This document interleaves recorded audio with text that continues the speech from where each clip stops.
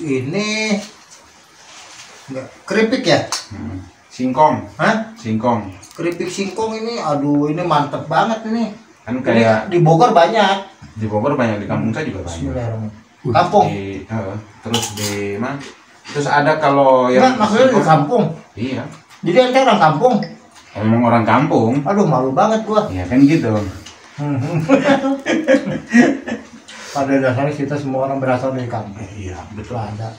Sebelum kota, belum ada bangunan gedung-gedung kan semua awalnya itu kan kampung juga. Kampung dulu. Malahan kalau mau lihat lebih jauh itu kan malah manusia purba. Wah, betul. Dan hutan tetap. Paleolitikum. Nah. Zaman batu tua. Iya.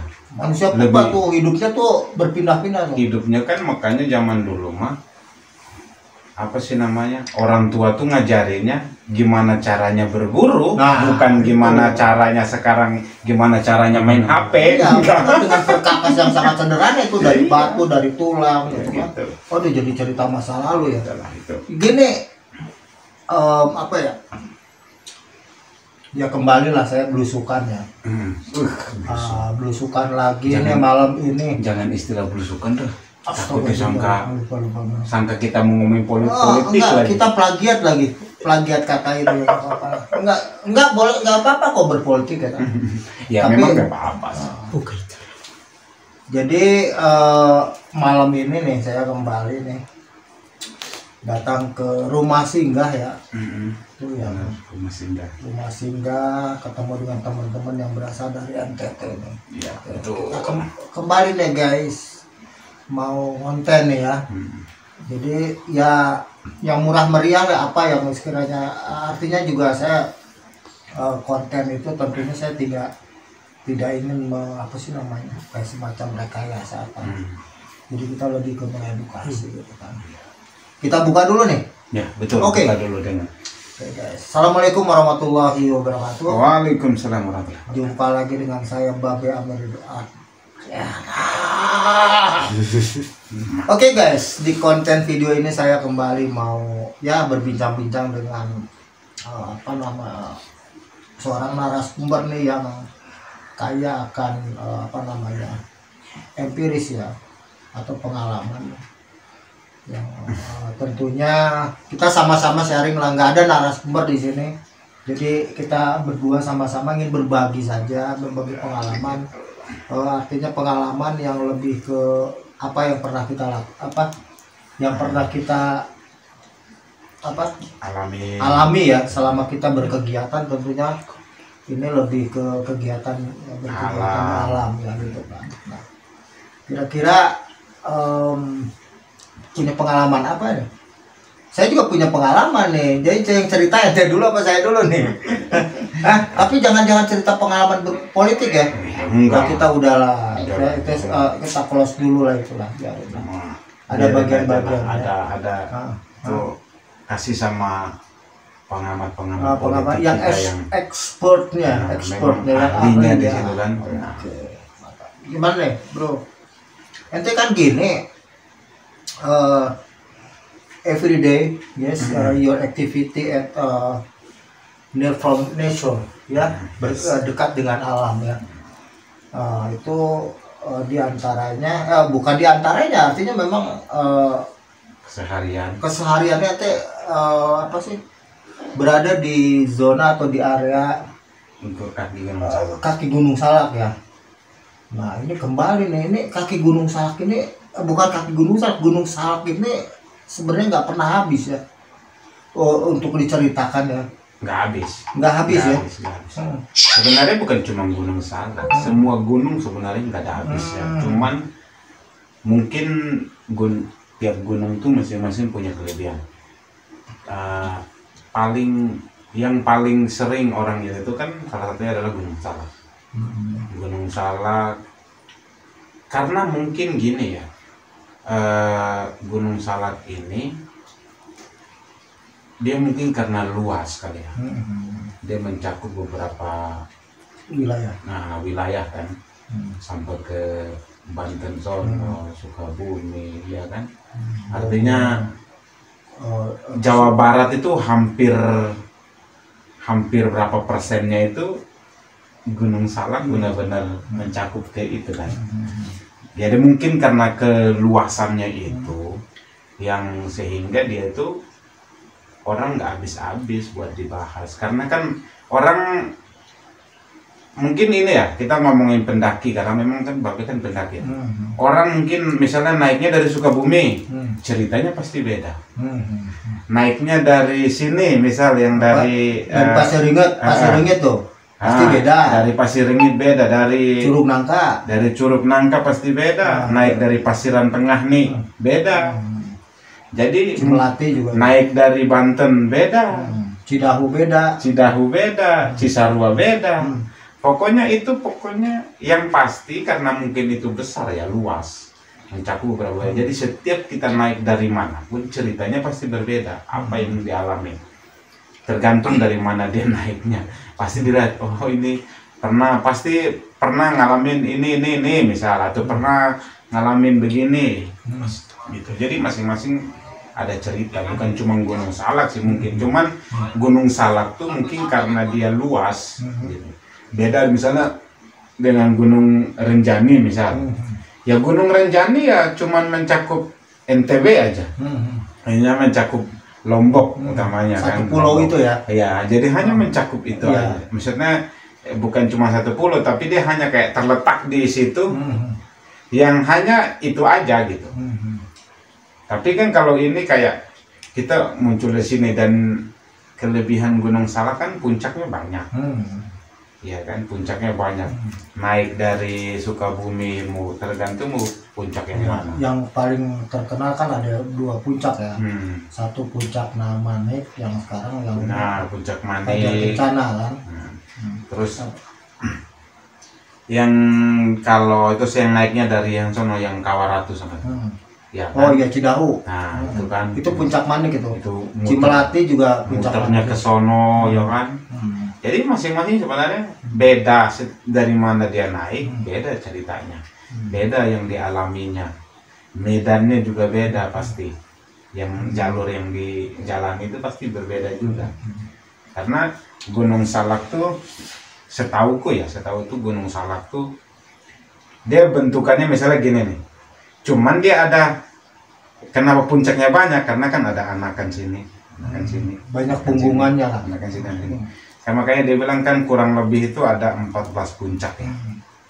Dari sini yang tempat saya kerja ini kan Panorama Pinus di Pasiran Tengah nih, Sukaharja. Itu yang kalau dari Panorama Pinus aja itu yang kelihatan itu 7 puncak tuh. Nah, yang karena puncak tertingginya tuh sisi, kan? Puncak tertingginya kan yang di sini itu yang kelihatan jelas banget kan, paling tinggi sendiri. Itu ya, yang Salak 2 itu. Ya, itu yang paling tinggi sendiri. Itu kan puncak utamanya itu. Nah, cerita tentang Gunung Salak yang yang sering dikaitkan dengan hal-hal yang mistis ya, yang horor ya.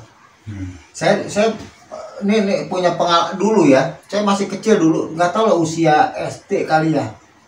SD saya ingat tuh. Jadi di kampung saya itu kalau lihat Gunung Salak itu terbuka banget. Karena memang nggak ada rumah. Itu ada kayak gini kan, kayak undakan gitu kan, kayak teraseri lah di kampung saya itu kan. Saya lihat itu tuh Gunung Salak ini banget tuh. Dulu kalau terjadi gempa bumi itu dulu ada istilah lini ya. Orang Sunda itu ngomongnya lini gitu, lini. Kata orang tua dulu ya zaman saya itu, nggak tahu itu cerita dari mana gitu. Jadi dikaitkan dengan ini Gunung Salak itu nenek-nenek rambutnya lagi terkena terkena angin. Jadi ini loh muncullah gempa bumi. Itu dikaitkan kayak begitu tuh orang. Saya masih ingat itu. Saya di bawah pohon bambu cerita dengan teman-teman satu usia gitu kan. Lama kelamaan saya berpikir begini loh. Mungkinkah saya bisa ke sana gitu loh. Waktu itu masih waduh, menakutkan banget gitu, dan jarang. Di kampung saya itu kan dulu nggak ada orang yang pernah naik Gunung Salak. Nggak ada yang pernah. Bapak saya pun misalkan jualan sayuran itu katanya sih ya, kalau pernah dengar cerita itu sampai ke Cianjur itu Ya datanya lewat Gunung Salak. Cuman kaki-kaki Gunung Salak gitu. Iya gitu. Ya karena dulu menghindari zaman Jepang itu kan. Iya, gitu kan. Nah akhirnya lama kelamaan kesini, saya kok punya pengalaman juga naik Gunung Salak. Gitu. Oh ternyata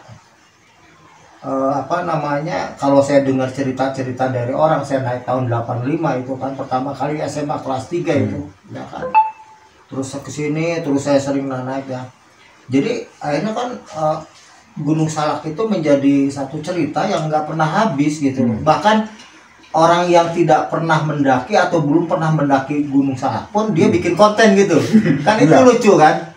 Nah narasumbernya ya orang-orang yang mungkin ada yang pendaki juga, kadang-kadang lucu juga, ada yang orang nggak pernah naik ke Salak gitu, orang-orang sekitar ini kan, karena dengar cerita-cerita horornya aja. Nah ini menariknya, jadi Gunung Salak itu ya ini ya yang menurut saya pribadi ya, jadi justru yang terkenal mistisnya itu bukan di ketinggian, yang saya ini loh, yang saya pelajari gitu berdasarkan pengalaman saya, bahkan adanya masih di kaki. Nggak tahu kenapa itu masalahnya, mungkin tahu nggak Rian itu? Itu mungkin karena kalau yang mendekat di kaki-kaki Gunung Salak itu biasanya banyaknya patilasan. Patilasan ya. Berarti di situ dulu mungkin cerita apa sih? Cerita zaman dulu ya, kayak apa sih namanya? Kalau kata orang Bogor mah paling ini kayak leluhur kan. Leluhur kita dulu lah ibaratnya kan gitu. Orang-orang sakti yang bertapa. Ya, orang-orang dulu. Artinya itu kan patilasan. Misalnya contohnya aja di daerah yang di sini. Di Sukaharja ini aja ada berapa nih? Di atas ini yang kolam renang Batu Asupan tuh. Nah, itu kan ada Batu Asupan. Geser sedikit ke sana Kampung Tapos. Ada Gua Langkok, terus ada penjarahan Mbah Dato, di belakang sini ada Mbah Jainal, mana lagi? Belum ke daerah ada yang itu tuh yang Aji Saka itu apa ya? Yang apa sih? Nah iya daerah Aji Saka juga ada. Mau masuk ke daerah Curug Nangka sana juga ada. Naik ke atasnya sedikit juga ada. Kan banyak patilasan. Iya. Nah, belum lagi nggak tahu ya kalau misalnya di Sukabumi atau dari Banten atau yang dari Cisarua sana, pasti namanya di bawah, oke di dekat kaki-kakinya itu pasti ada ini patilasan. Nah memang gini ya, ya saya pernah mengunjungi beberapa patilasan, itu memang auranya beda. Ya memang. Ketika masuk ke situ ya, ini jangankan malam lah, pagi hari siang aja udah beda orangnya. Makanya kan kebanyakan yang datang ke situ punya tujuan-tujuan tertentu biasanya. Kayak gini aja. Tidak hanya sebatas jarah gitu, tapi ya nggak tahu lah, ini kan dikembalikan kepada maksud dan tujuan orang itu ya. Tapi pada dasarnya ketika ada jejak di situ. Misalkan ada yang saya sering menemui itu, ada rokok tuh banyak tuh di batu-batu itu ya, rokok, kadang makanan tuh. Makanan ya enak banget gitu loh, makan makanan, cuman ya kita menghargai, ya nggak berani ngeganggu gitu kan. Ya itu mungkin tujuan-tujuan tertentu, bahkan banyak pendatangnya itu bahkan dari luar Jawa. Yang petilasan itu yang dia tujuannya untuk ziarah, mungkin ya untuk ziarah. Kemudian untuk mungkin ada maksud-maksud tertentu ya, saya nggak paham juga, karena secara ini saya nggak pernah mengalami, nggak memanfaatkan itu menjadi satu alat mediasi lah, saya nggak. Ya. Lagian juga yang begitu mah kan memang saya nggak ini ya, kayak kita nyiapin, kita kayak yang kayak gitu-gitu mending kita jauh-jauhin dah, kayak gitu mah. Intinya yang penting kita tahu bahwa mereka pernah ada. Intinya gitu aja sih. Mereka pernah ada, dan kita kalau kita merasa bahwa mereka pernah ada, berarti kan dari perilaku kita aja. Kita ya kayak gini aja lah, yang di dekat-dekat sini aja lah, misalnya kalau kita mau ke mana yang Kujang Leather. Oh, itu yang mau ke Sama bumi situ. perkemahan Sukamantri. Nah, itu kan kita kalau baru mau masuk gapuranya Oh, aja iya, tuh iya. kan hawanya aja kayak Ya. dia nabrak kita gitu. Betul langsung. betul. Itu saya sering alami itu. Iya kan? Kan sering Itu- camping di situ di Itu hawanya perkampungan. aja gitu. Itu aja udah hawanya aja. Itu seakan kayak apalagi orang baru misalnya atau apa. Biasanya orang baru pasti tuh kayak angin dingin apa gimana, pokoknya pasti ada aja ini. Nah itu tuh seakan buka sebenarnya jangan diartikan yang macam-macam sebenarnya, tapi kayak memperkenalkan bahwa dulu tuh kami pernah ada gitu. Jadi kita ya jangan ini juga gitu. Ya memang orang-orang yang ngalamin horor itu kan sebenarnya pertama karena memang dia cari, ya contohnya kayak tadi dia bawain sasajen, bawain ini. Kita boleh percaya, boleh tidak, boleh gitu. Tapi ada kalanya di mana kita jangan sampai kayak kita seakan-akan kita jadi percaya ke 100% mereka gitu. Tapi yang berkaitan dengan tadi yang daerah Sukamantri itu ya, bumi perkemahan Sukamantri. Saya punya pengalaman di situ yang jujur seharusnya mungkin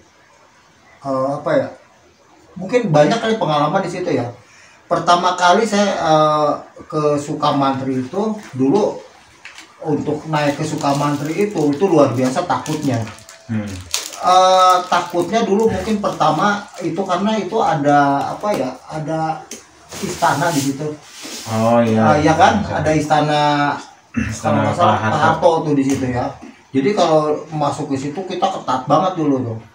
Nggak bisa sembarangan gitu. Ini saya waktu masih SMP atau apalah pramuka dulu. Nah kesini-sininya saya sering ngadain camping di situ ya. Nah itu pengalaman saya yang memang yang cukup menegangkan waktu itu ya. Padahal saya orang Bogor gitu loh. Jadi anak sekolah tuh, anak-anak SMA itu camping di sana. Terus saya disuruh ngisi materi paginya tuh. Paginya nggak materi konservasi kan. Saya berangkat malam dari rumah itu jam 11. Dari rumah jam 11 ya, dari rumah itu. Saya waktu itu nggak bawa motor, saya naik angkot dari rumah, turun di perapatan Sukamantri, terus saya jalan kaki ke atas. Nah ini memang aura yang saya sangat rasakan itu di di Kujang itu. Bukan di Kujang, Istana. di istana itu. Satu iya. istana ya, kedua itu ada ini apa sih namanya itu yang bangunan penggalian pasir itu di situ sekarang ini. Saya dapat cerita juga dari orang, itu di situ katanya hati-hati, orang sering cerita juga ada penampakan di situ kuntilanak apa. Jadi kita dengar cerita orang, jadi kita terbawa juga kan. Wah ini seolah-olah ada gitu. Ya udahlah kita ini aja lah, wala-wala kuat jalan. Gitu kan? Wala-wala kuat. Kemudian pas di Kujang juga tuh, Tugu Kujang Reader itu juga lumayan bikin merinding juga. Sebenarnya kalau ditarik lurus ke atas itu kan jalannya nggak begitu jauh.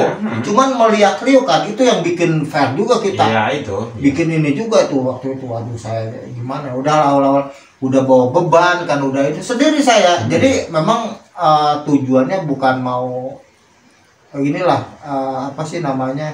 Ya udah saya ingin olahraga aja dari bawah itu.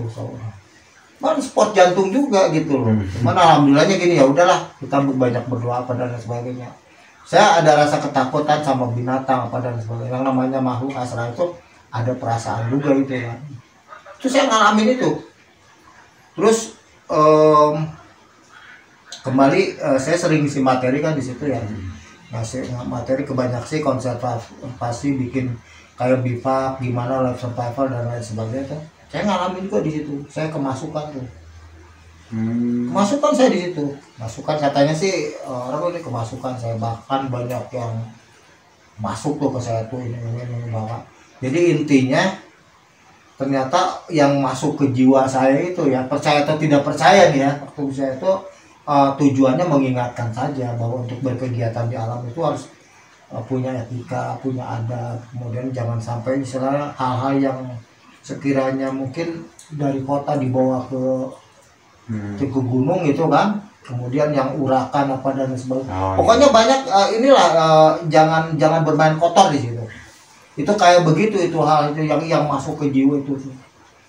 Jadi mungkin ya itu kali ya, apa sih namanya?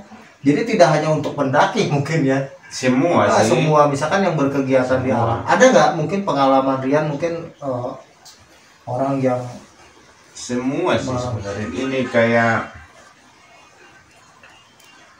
kebanyakan tuh saya dulu waktu saya masih di daerah Taposan. Saya masih daerah Taposan itu yang dibilang gua langkop tuh kan banyak juga tuh yang angkat jadi konten kan gua langkop tuh. Nah itu kan sebenarnya memang mistis juga, memang serem juga sebenarnya kalau kita mau cerita ini. Tapi saya mungkin gini ya, saya tuh termasuk orang yang kemana-mana tuh ibaratnya kita tahu bahwa mereka ada, jadi kita harus jaga ininya gitu. Bener tadi kata Babe tuh kan kita harus kayak yang dibilang nggak boleh sompral, nggak boleh ini, nggak boleh itu. Ya kita harus jaga itu sebenarnya biar kita tuh aman dari situ. Kebanyakan kalau saya ngalamin itu kebanyakan di gunung gitu, ngalamin di gunungnya gitu.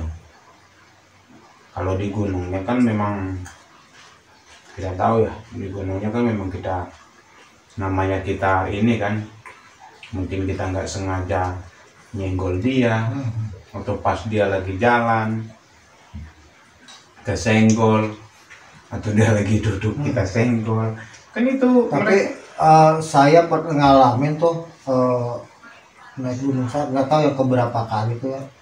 Jadi pas turun kan biasanya kalau yang misalkan kita bawa beban nih, udah naik kan pasti beban kita berkurang dong. Betul nggak? Berkurang kan, akhirnya kita ringan loh, karena kita turun gitu loh. Malah ini turun beban saya berat banget, mungkin bisa 2 kali dari pas naik itu. Nah saya kaget juga kan, itu masih tinggi ya, sekitar 1900-an lah. 1900 ketinggian itu lewat, saya waktu itu lewat Curug Nangka itu kan. Itu beban berat, masih daerah lumut lah begitu kan, masih apa namanya medannya berat juga. Nah itu saya pikir aneh juga gitu loh. Turun harusnya ringan. Turun berat itu saya bilang gitu loh. Nggak hujan tapi? Nggak hujan, hujan memang waktu itu. Logikanya gini, maksud saya gini loh, logikanya kan saya pakai itu tuh dulu ponco. Pakai ini kan, kalau dulu nggak ada yang apa sih namanya kayak playseat bukan playseat ya, kayak raincoat apa yang sekarang. Dulu paling kita pakai ponco aja karena serbaguna ponco itu kan. Itu berat banget itu. Nah saya sama temen tuh waktu itu bertiga nih, sama teman bertiga yang keempat atau kelima kali tuh naik bertiga. Lu kok berat banget kan. Ransel kan paling gede tuh, ransel saya paling gede tuh, ranselnya ransel tentara tuh yang hijau itu kan, yang itu kan. Saya biasalah nggak gini loh, kuat gitu loh. Saya kaget waktu itu, cuman saya sempat dibilangin sama orang situ yang punya di situ lah, naik itu kan ada yang jalan.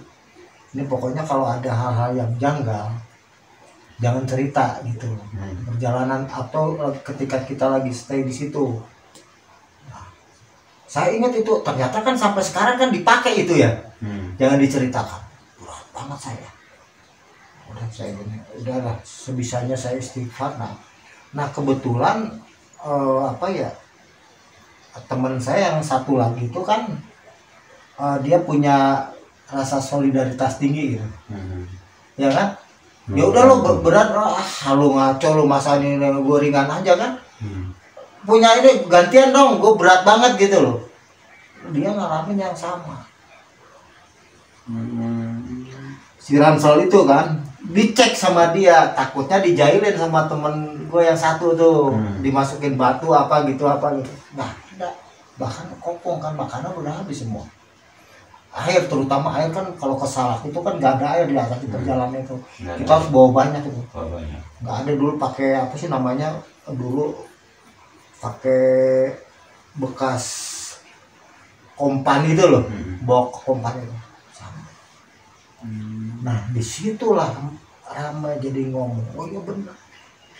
Nah, kita bilang satu lagi cerita di situ kan, di ketinggian berapa ya, sekitar 800 meter, udah mau deket gitu kan. Cuma dikip kan sama temen gua kan, udah nggak usah itu, nanti aja di bawah gitu kan. Nah dia pas turun-turun udah nyampe pos tuh, udah kedengeran. Kita kan naik malam tuh jam 11, turun itu maghrib, mau jam 7-an lah, kedengeran azan. Langsung tuh gue merinding juga astaga. Gue inget itu pas denger azan udah itu ini. Akhirnya cerita lah di situ kan, ada saung tuh namanya saung jualan cerita di situ. Nah itu apa ya, banyak orang jadi kayak ada yang ikut. Ngerti nggak? Ngerti nggak? Jadi ada yang kan ikut, yang gendong gitu, ada yang ikut gitu, ada yang ikut, ada kan percaya nggak percaya. Gua dulu kan masih apaan sih itu, nggak mungkin lah apa-apa gitu. Mana muda. Cuman kan diterjemahkan waktu itu mungkin lu sakit kepala atau apa kali kan. Karena kan turun medis kan gitu kaitannya. Ceritalah yang di situ yang di bawah-bawah itu kan yang ngomong. Akhirnya kan diambillah simpulan dari situ ya, artinya kita bisa belajar bahwa memang mungkin kita ketika melakukan pendakian itu tidak izin dulu ya kan, tidak istilahnya apa sih namanya, kalau datang ke rumah orang itu ketok pintu assalamualaikum permisi, apa gitu, nggak permisi dulu gitu. Kita merasa anak muda kan kayak gitu, yang naik nggak banyak lah waktu itu, yang naik nggak banyak tuh. Gua ngalamin itu loh, jadi beban itu berat banget. Gunung Salak ya, saya ini kan Gunung Salak itu intinya kalau mau naik begitu posisi berasal dari bawah. Ini sih bisa jadi apa ya, bisa jadi tips juga sih, ini jadi tips juga nih. Kalau naik Gunung Salak jangan pernah ingat jalan pulang. Jangan pernah diingat jalan pulang. Oh jalan pulang teh dari sini ini tandanya, di sini tandanya ini. Jangan. Kalau kita itukan itu, yang ada hilang kita, blank kita. Pulangnya malah kita nyasar nanti. Itu Gunung Salak. Setauku begitu. Saya tuh naik Gunung Salak tuh udah ya Allah. Bahkan dulu udah sering banget saya maksudnya. Dulu kalau Gunung Salak tuh ini ya. Gua kalau naik tuh ya, naik tuh ya diantaranya Gunung Salak lah. Gua pakai rapia tuh, ditandain tuh pohon kayak gini. Kadang-kadang di daunnya ada ini gitu tandain. Padahal itu udah ada jalan. Cuman saking takutnya kita, terus kan cerita dari bawah itu, tolong apa namanya pakai tanda karena banyak ini ya istilahnya jalur ya, mungkin jalur petani atau jalur nyari itu kayak gitu. Tolong Gunung Salak itu sebenarnya karena jalur petaninya banyak karena sini. Dan tukang berburu juga ya. Ya, tapi intinya aku bilang tadi, kuncinya jangan ingat jalan pulang. Walaupun kita pakai tanda nih, jangan diingat-ingat, taruh aja tandanya, tapi jangan diingat-ingat jalan pulang. Oh jalan pulang itu di sini gue taruh di sini, gue taruh di jangan. Justru itu yang buat kita nyasar nanti kalau naik Salak tuh. Karena gini, ya mungkin sudah pernah ku ceritakan ya pengalamanku itu kan. Karena itu kita setiap naik kalau kita bikin tanda, justru nanti kita nyasar. Gunung Salak seremnya di situ sebenarnya, yang lebih seremnya sebenarnya di situ. Jadi disorientasi ya. Iya. Dan Gunung Salak ini kan kalau kita udah nyasar, udah dah. Nggak tahu tuh kita bakalan keluarnya di mana. Yang dia mencakup beberapa wilayah nih. Kita keluarnya di wilayah mana? Gitu loh. banyak cekungan itu kan. Nah, dan Gunung Salak itu dia kan posisinya apa ya, gimana cara contohnya, dia tuh posisi gini dan dia tuh kayak gini nih. Nah, itu. Nah, dia kan posisi kayak gini. Kalau naiknya lewat sini, jangan sekali-kali nyebrang. Kalau misalnya naik begini nyebrang, nanti turunnya udah beda. Jadi jangan sekali-kali nyebrang, naik ikutin aja jalannya. Dan kita bisa kehabisan tenaga. Iya, kalau kita misalnya nyebrang, ya itu mungkin secara tenaga, tapi maksudnya ini secara teori ininya gitu loh. Kalau kita nyebrang, jalannya nanti sudah bingung. Kalau kita masih dari bawah ini, ya itu tadi jangan coba-coba nyebrang kalau masih di bawah. Lain hal kalau udah di atas ini, udah ngelewatin yang ini nih. Kita udah nyampe nih, udah mendekati puncak nih. Iya. Kita nyampe puncak sini, nah turun Kayak kita harus ya. ingat. Jadi kayak kaki gitu ya. Iya. Banyak itu banyak kaki, banyak mungun. Banyak ininya kan, makanya dia bilang tadi banyak curug tadi kan, karena kan banyak itunya tuh. Nah itu, jadi kalau banyak ini, kalau kita turun, misalnya naik ke sini, ya kita turunnya ke sini lagi, lurus aja ikutin lagi. Kalau bilang turun kira, makanya dibilang jangan di ini tuh yang di sini nih, pas yang di sininya nih. Jadi pas kita turun, nah ini sini, ini ke sini, ini ke sini, ini ke sini. Jadi misalnya ini ke sini, ini ke sono, ini ke sana, ini ke sana gitu. Jadi setiap kalau kita turunnya salah, kalau nyasar tuh kita muter.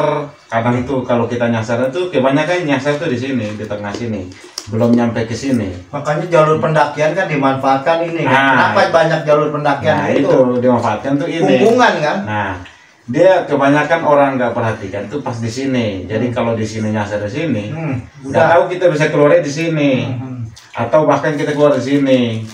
Kalau mengharap mau di belakang begini. Tapi masalahnya kalau dia cuma satu begini, tapi Gunung Salak kan nggak cuma satu begini. Dia ada anakan sini, anakan sini, anakan sini, anakan sini. Kalau kita nyasar di sini, bisa keluar di anaknya yang sini atau anaknya yang di sini ya. Jadi hanya putar-putar dalam gunung aja jadinya. Kalau saya pernah ini ya nonton di YouTube ya, nggak tahu 2 tahun 3 tahun yang lalu mungkin kejadian itu. YouTube itu udah lama sebenarnya. Ada orang Jakarta nggak tahu berapa pendaki itu naik, ya. Terus ada yang sampai 1 orang itu disorientasi, bahkan sudah dinyatakan hilang, nggak ada rimbanya, nggak apa gitu kan. Kalau nggak salah anak tentara, sampai dicari kan. Cuman waktu itu nggak booming karena mungkin media dulu terbatas, nggak ada medsos kan. Dia sampai tembus ke Cirebon, itu selama 3 bulan itu. Saya nggak percaya saya juga nggak tahu kan. Dia sampai nggak pernah merasakan kok. Tiba-tiba dia sudah 3 bulan, kemudian ditemukannya di Cirebon. Bukan, dia ingat, bahkan dia sampai ingat tuh. Jadi dia pulang sendiri. Sampai kaget keluarnya. Tapi saya nggak tahu lah itu kan itu pengalaman orang itu kan yang bercerita kan. Tapi kan nggak bisa dibuktikan. Empiriknya itu kan dia hanya bercerita, tapi secara bukti nggak tahu, nggak ada kan gitu kan. Tapi ya itulah, bisa percaya atau nggak percaya. Artinya di sini itu salah satu mungkin interest, daya tarik dan semakin meyakinkan di salah satu peristiwa itu bahwa memang Salak tergolong angker gitu. Dalam arti kan ya itu silakan saja, tapi saya sih mungkin yang tadi yang disinggung oleh Rian, karena Gunung Salak itu adalah mungkin dulu kan ada kerajaan Pajajaran kan, Patilasan, terus Galuh dan lain sebagainya tuh, yang kalau nggak salah Galuh di Sumedang ya itu apa. Mungkin itu yang membuat dia itu jadi kayak dianggapnya jadi horor, dianggapnya jadi serem. Termasuk kan yang cerita Prabu Siliwangi itu kan istilahnya nilem ya, nilem itu kayak menghilang gitu kan, kayak nggak tahu lenyap apa, itu larinya ke Gunung Salak kan gitu kan. Sampai sekarang kan banyak cerita juga tentang itu. Nah, kebenarannya ya kita nggak pernah tahu kan, silakan aja. Sebenarnya banyak kisah ya, banyak kisah. Ada satu kisah juga nih. ini temanku yang cerita, makanya itu tadi bisa boleh kita percaya, boleh bisa tidak. Tapi karena temanku tuh dia itu memang orang apa ya, pemburu gitu, biasa nyari apa kayak tupai kayak gitu lah, burung kan suka nyari dia gitu. Jadi ceritanya dia itu naik gunung udah malam, di dulu tuh kan istilahnya tuh suka nangkep ngejerat burung masang jaring. Masang jaring kan. Nah masang jaring, nah dia teh masang jaring, habis masang jaring teh nungguin di atas pohon kan, dia nggak nungguin dia nungguin di atas pohon. Dia lagi nyantai nungguin. Itu malam hari? Malam. Kok nyari burung malam hari ya? Ya ada yang nyari burung tertentu ya? Ya burung-burung nyari, kalau mau nyari burung-burung bagus itu kan kebanyakan malam, buat yang nangkep yang bagus itu kan yang malam. Nangkepnya gampang juga ya kan. Nah dia itu naik, dia nungguin, tahu nggak? Nah dia herannya itu dia pas ngelihat ke bawah, ya siapa yang nggak takut? Di tengah hutan ada perempuan pakai seragam sekolah. Tengah hutan. Enggak, dia sendiri atau sendiri? Oh gila, berani banget. Iya. Di tengah hutan. Anak sekolah. Iya, umur anak sekolah lah, pakai seragam. Di tengah-tengah hutan, coba di Gunung Larak. Nah udah gitu, dia kan takut dong, mau turun takut, takut, semua serba takut. Malam hari. Jadi dia posisi, ya emang kan dia naik kan, nungguinnya kan nggak terlalu tinggi dan naiknya. Yang pohonnya agak pendek-pendek aja. Jadi dia posisi di bawah tuh anak. Tahu-tahu tuh anak duduk di bawah pohon. Pas di bawah pohon itu? Iya, kan di bawah pohonnya itu ada kayak batang apa gitu buat duduk. Emang ini jalan, cuma ada batang pohon mati yang dia batangnya cuman rubuh, terus dia segini, terus buat orang istirahat duduk gitu. Kalau ke kebun atau apa pulang kan istirahat situ bisa tuh. Nah dia di atas pohon tuh, dia ngeliat itu perempuan duduk di situ. Emang dia nggak takut? Nggak taunya nggak lama teh dia beranikan diri turun. Nggak tahu kira-kira jam berapa itu. Nah nggak lama dia mau turun gini, itu anak berdiri dari tempat duduknya. Berdiri di tempat duduk, jalan lagi, itu dia jalan ke atas lagi, posisi naik ke atas. Pas posisi naik ke atas begini, dia turun ke bawah. Pas dia ngeliat tapi ini orang, maksudnya nggak posisi, nggak, ya namanya kalau misalnya setan lah ya, kita taruh gitu, misalnya kalau setan atau apa ngambang terbang kayak apa gitu, enggak. Jadi posisi itu dia jalan gitu biasa. Nah dia turun ke bawah, ini dia jadi kayak yakin, dia bilang ini orang kayaknya. Dia panggil, mau kemana Neng? Iya ada orang malam-malam. Itu si perempuan dia langsung nengok kan balik. Dia bilang, saya cari kawan-kawan saya.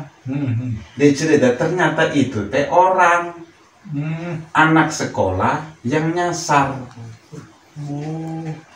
Anak sekolah yang nyasar. Mungkin lagi ini berkegiatan jadi dulu. Jadi ceritanya baru dia cerita, itu anak cerita. Jadi mereka tuh dia udah berapa hari ya? Mungkin dekat area camping kali ya? Ya nggak tahu, ya dia kan nggak tahu dekat area camping, tapi dia nyasar itu udah berapa hari gitu, udah seminggu lebih. Kok nggak meninggal itu? Ya itu dia, makanya dia itu terus ditanya sama yang kawan saya itu, ditanya, dia bilang, terus kamu makan apa aja? Saya paling makan ini apa, yang buah-buah yang jatuh atau apa, ada daunan, kata dia teh. Maksudnya saya kira-kira ini daun bisa dimakan gitu. Kayak daun, dia makan tuh suka makan daun popohan. Itu kan untuk daun-daun lalap lah gitu. Untuk bertahan hidup selama seminggu tuh. Akhirnya di ini udah duduk dulu, itu teman saya tuh dia ngeluarin air minum, kasih dia minum, bekal dia tuh dikasih ke dia makan.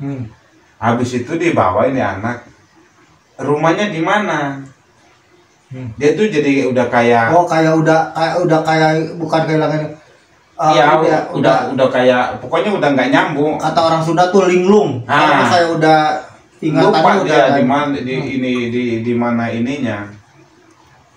Nah akhirnya diiniin ke polisi, baru di ini kan. Itu kejadian tahun berapa itu? Kurang, kayaknya masih tahun-tahun 2010-an dah. Ya berarti udah lama lah, 10 Ya, tahun itu kan. Dulu kan 12-an, udah masih agak dulu banget kan gitu. Makanya saya tuh banyak banget orang lain gitu. Jadi bagusnya teman saya itu maksudnya masih agak rasa berani ya, karena memang dia juga udah biasa banget di gunung ya. Jadi kayak ketemu yang begitu itu sebenarnya ya udah biasa gitu. Cuman kalau di Gunung Salak tuh kayak yang orang udah biasa tuh sebenarnya ya memang biasa aja sama yang mistis-mistis gitu. Kalau yang petani apa gitu, ya model kayak misalnya saya juga yang suka ini, yang memang kita berkegiatan tiap hari di situ gitu, kayak udah biasa sama yang begitu. Cuman yang takutnya itu cuman sama kayak binatang buasnya aja sebenarnya. Nah mungkin kawanku tuh gitu, karena memang udah biasa juga gitu. Jadi emang ini akhirnya tuh anak bisa dipulangin ke rumahnya, ketemu lah sama polisi gitu rumahnya. Itu orang tuanya mungkin ada kemungkinan dia berkegiatan gitu kan. Jadi memang dari Kan sekolah namanya mana anak-anak gitu. tuh suka bulu kemana tuh. Iya. Udah Jadi di sini tuh aja. kawan saya tuh ngelihat di sini nama sekolah teh Pak Bogor gitu ya, lupa saya nama. Tapi barang Bogor kan? Iya, masih Bogor juga ini sekolahnya. Enggak, gini loh, kalau secara logika ya, kalau dia memang normal dalam kondisi daya ingatnya apa dan sebagainya normal, dia pasti punya rasa ketakutan. Ya kan? Karena Ya, dia mungkin mungkin ingatannya sudah kayak gimana ya? udah campur aduk. Udah campur aduk, jadi udah nggak punya rasa takut apa dan sebagainya. Ngeblank aja mungkin dia. Dia ini, dia tuh Jadi bisa bertahan itu. kotor banget ininya, bekas dia jatuh mungkin apa segala gitu. Tidur di mana? Saya tidur biasa di bawah pohon gitu, neduh kalau hujan apa. 1 minggu muter-muter di Gunung Salak. Coba itu Di kakinya kan berarti. ya nggak tahu maksudnya itu Ya. masih di kakinya. Itu posisi pun dia posisi lagi naik gitu ke atas. Oh. Nah, jadi nggak tahu memang dia udah muter-muter Atau di daerah. Ada istilah, ada ini gini loh. Ya percaya nggak percaya kan ada yang apa sih namanya, menyasarkan gitu. Ada yang juga dia apa sih, si orang ini dibawa gitu sama makhluk halus gitu loh.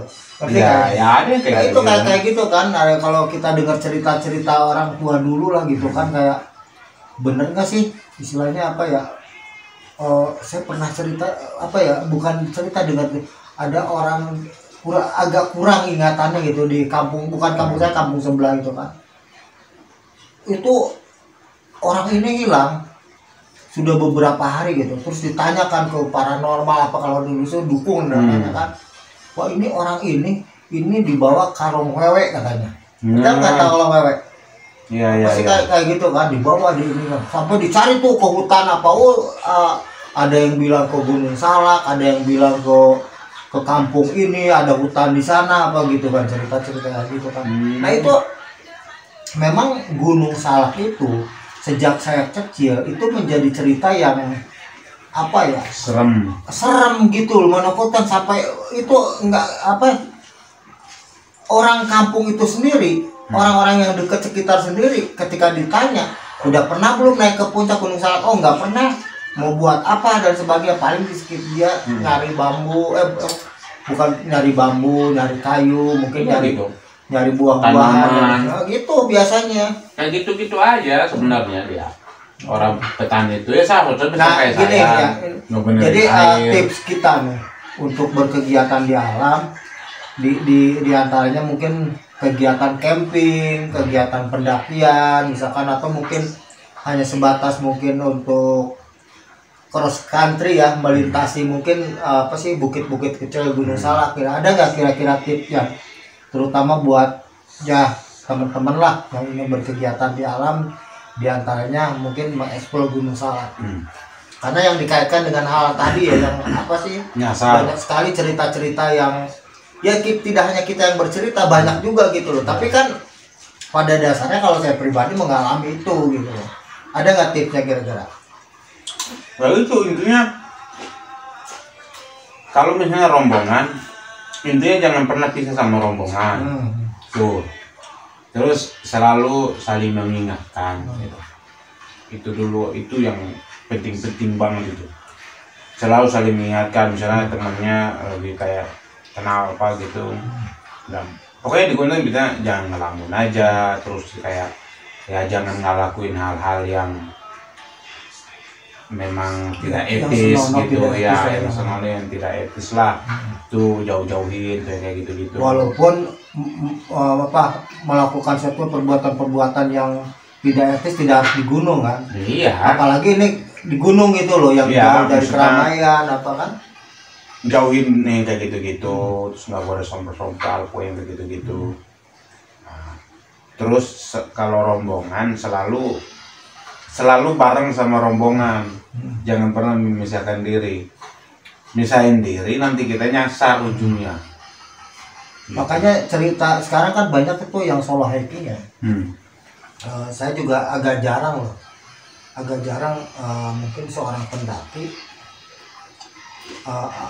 apakah yang profesional sekali, seprofesional pun ya pendaki jarang saya mendengar, atau mungkin dari lihat medsos apa saja yang melakukan pendakian ke solo hiking ya. Walaupun ada beberapa, tapi kadang-kadang solo hiking, setauku ya, solo hiking di Gunung Salak sendirian gitu, nggak pernah di hutan tok sendiri, enggak. Pasti ada kawan. Masalah sebabnya gini, kalaupun dia solo hiking aja, paling ke tempatku kerja di Kebun Pinus. Jadi yang di Kebun Pinus itu paling di situ, bukan yang di Gunung Salaknya bener. Jadi gini, artinya simpulan dari kita konten malam ini ya, intinya dimanapun ya kan kita berkegiatan, kapanpun ya, misalkan ya di antaranya adalah di Gunung Salak itu ya, itu harus benar-benar kita punya namanya etika, betul nggak? Ya, etika sopan, setidaknya kita banyak belajar, banyak bertanya ke orang sekitar. Ya gitu. Nah itu kan gimana itu. Tapi sekarang kan banyak sekali ya yang kalau kita ingin belajar tentang literasi berkegiatan di alam, artinya pendakian gunung. Nah di antaranya Gunung Salak menjadi prioritas untuk pendakian ya. Literasinya banyak banget. Tapi yang lebih bijak lagi, yang lebih akurat lagi, mungkin kita tanya kepada penduduk di sekitar yang memang sangat tahu sekali seluk-beluk Gunung Salak. Itu aja ya. Iya. Jadi mudah-mudahan konten video ini bermanfaat ya. Oke. Mudah-mudahan lah mengedukasi teman-teman yang hobi apa sih namanya, pendakian, yang hobi. Ya bagus lah itu. Teruskan gitu semangat itunya. Tapi ya intinya ya itu tadi, intinya kita juga harus tahu bahwa di alam itu apa. Yang paling penting itu adalah kita jaga sampah sih. Nah, itu paling ini sampah. Jangan kita jadikan Gunung Salak tuh terutama sampah anorganik. Iya, ya, gitu. Kalau sampah organik sih nggak masalah lah. Setelah camping itu ya sampahnya bungkus kita bawa turun gitu, buang di tempat sampah. Jangan mencemari lah ya. Itu kan akan ini gitu. Ya, peduli ya. Iya, kita peduli alam lah. Artinya gitu. Kan kita tamu di situ. Iya, benar-benar kita harus menjaga itu ya. Itu kunci. Itu kalau menurut saya tuh habit ya, kebiasaan orang ya. Ya.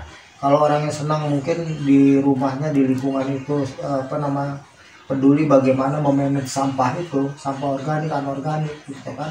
Kalau sampah organik mungkin ya itu bisa dijadikan pupuk dan lain sebagainya kan. Tapi yang terutama yang anorganik, apalagi kita bawa ke gunung, kemudian kita nggak bawa lagi, berserakan di mana-mana, ini banget gitu loh.